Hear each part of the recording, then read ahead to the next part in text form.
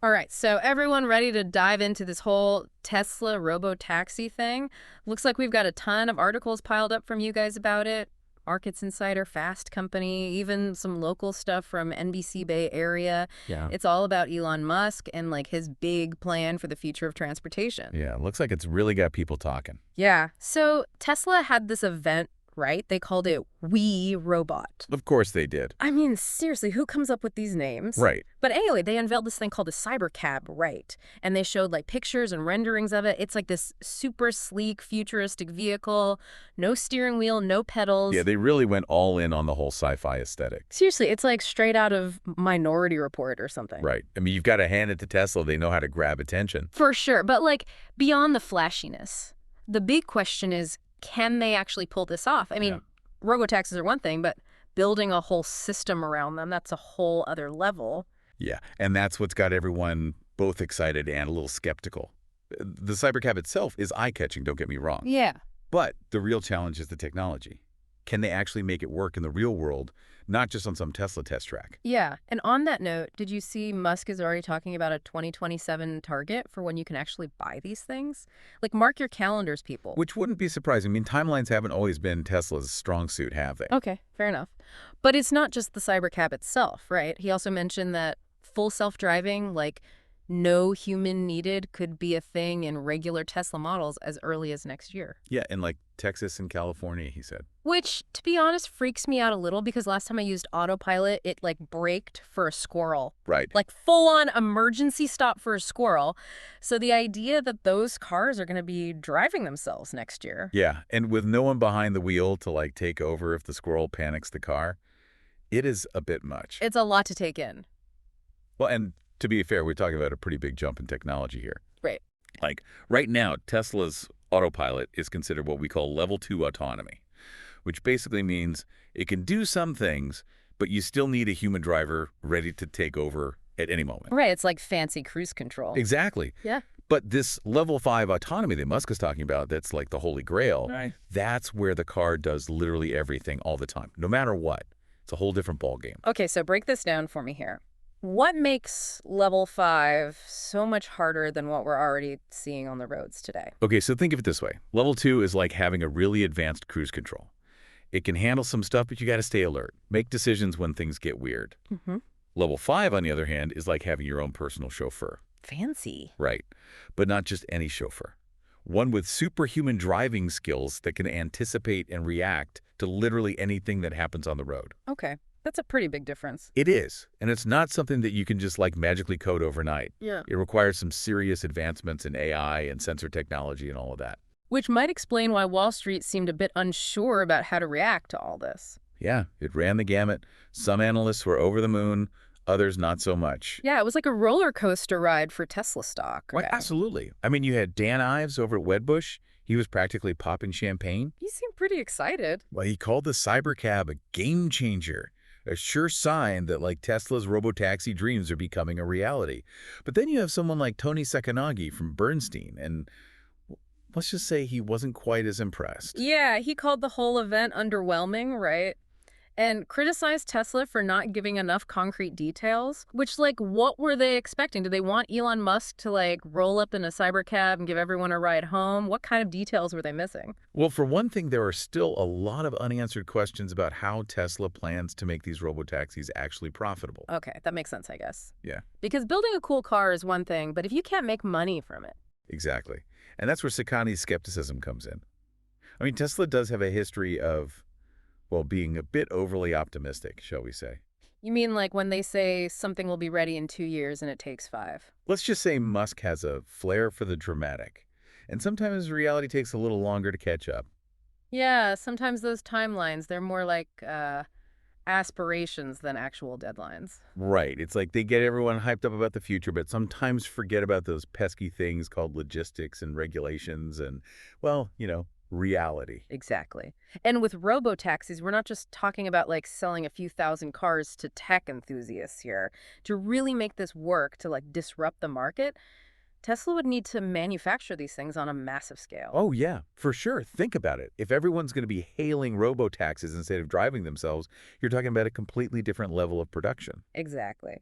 And not to mention all the other stuff that goes along with that. I mean, maintaining a fleet of robotaxis, making sure they're all charged up and safe and updated, it's a logistical nightmare. Right. It's like imagine running Uber, but instead of just like background checks on drivers, you're responsible for making sure that thousands of autonomous vehicles don't turn into like rogue robots on wheels. Yeah. No one wants to see a robo-taxi uprising. Exactly. And then there's the whole question of like, okay, even if they do manage to build all these robot taxis and get them on the road, how much are people actually going to use them? Will it be cheaper to hail a robot taxi than to like just drive yourself? Right, because if it's not cheaper or more convenient, why would people switch? Exactly. And on top of all of that, Tesla is still trying to like dominate the regular electric car market too. Like remember all the hype about the Model 2? Their supposed answer to the whole affordable EV thing. Yeah. But this event, it was like robo-taxis this, robo-taxis that. The Model 2 barely even got a mention. Which makes you wonder, are they spreading themselves too thin? Yeah. I mean, it's one thing to be ambitious, but Tesla's got a lot on its plate right now. It's like they're trying to juggle chainsaws while riding a unicycle on a tightrope blindfolded. And like one of those chainsaws is on fire. Yeah, that's a pretty accurate analogy for Tesla right now. But here's the thing, this whole robo-taxi situation, it's not just about Tesla, is it? This is about the future of transportation as a whole. Oh, yeah, for sure. This is like way bigger than just one company. We're talking about a potential revolution in how we get around. Exactly. I mean, Yeah. think about it. What if your commute wasn't something you dreaded every morning? What if it was like time to relax or catch up on work or even take a nap? Okay, I'll admit a little nap in a self-driving car on the way to work. That does sound kind of nice. Right. And then think about all the parking spaces we wouldn't need anymore. We could turn those into parks, green spaces. Imagine how much our cities could change. Okay, that does sound pretty utopian, I'm not gonna lie. But like, let's be real here. There are always downsides to new technology. I mean, we've all seen those sci-fi movies where the robots take over. Okay, maybe not the robot takeover, but yeah, there are definitely some serious questions we need to answer before we all hop into robotaxis. Yeah, like for starters, what happens to all the taxi drivers? The truck drivers, all those people whose jobs rely on driving, are they just out of luck? That's a huge concern. And it's not just them. Yeah. It's also about safety and regulation and privacy, like who controls all the data these robotaxis are collecting? Mm. And what happens if something goes wrong? I mean, who's liable in an accident? Yeah, those are all big questions. And honestly, they're a little bit scary to think about. Definitely.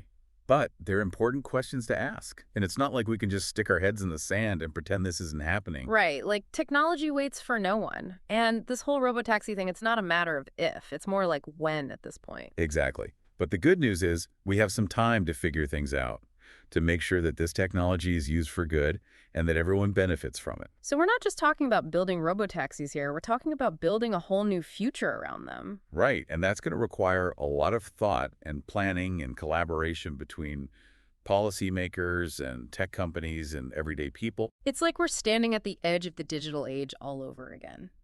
Back then, we knew computers were going to change things, but no one could have predicted just how much. This feels similar, exciting and a little bit terrifying all at the same time. I agree. It's a pivotal moment. And just like with the digital revolution, there will be winners and losers. It's up to us as a society to make sure that the benefits of this technology are shared as widely as possible. And that means having these tough conversations now before it's too late.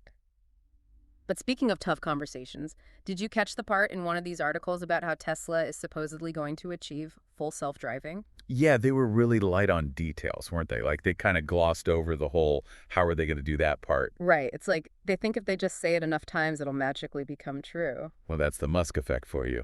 Yeah. Big promises, bold timelines, and hope for the best. I mean, don't get me wrong. I'm all for a little optimism. But there's a difference between being ambitious and setting unrealistic expectations. Exactly. And in this case, the stakes are pretty high. We're talking about putting literally millions of driverless cars on the road. Yeah. And not just on like empty test tracks either. We're talking about real roads with real people and real squirrels, apparently. Right. So, yeah, it's important to think about the potential benefits of this technology. Yeah. But we also can't just ignore the potential risks. And those risks are not insignificant. I mean, we're talking about job displacement, safety concerns, privacy issues. It's a lot to unpack. It is.